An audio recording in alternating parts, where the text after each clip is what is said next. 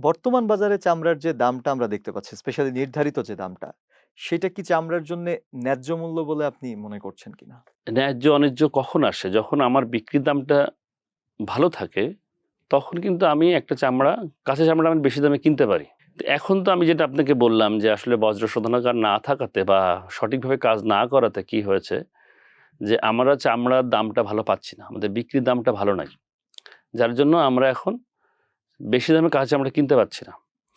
আর যেটা বলছেন যে ন্যায্য অন্যায্য, এইটা আমি মনে করি যে একটা কাঁচা চামড়ার দাম হওয়া উচিত।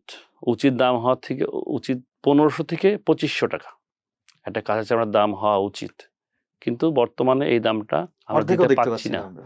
আমরা দিতে পাচ্ছি না। কারণ আমরা তো বিক্রি করতে পারছি না।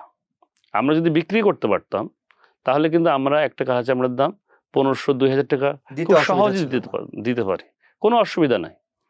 আপনাদের মনে আছে কিনা জানি না, আমরা ২০১৬ সাল, ২০১৭ সালে ১ পিস চামড়া কিনেছি ৳৪,০০০ য়। ৳৪,০০০ ৳৪,০০০ একটা চামড়ার দাম ছিল।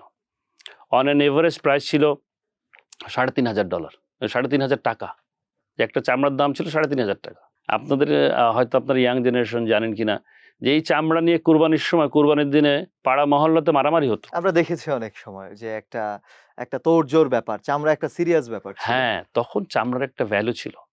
আমরাও চামড়ার ব্যবসা করেছি।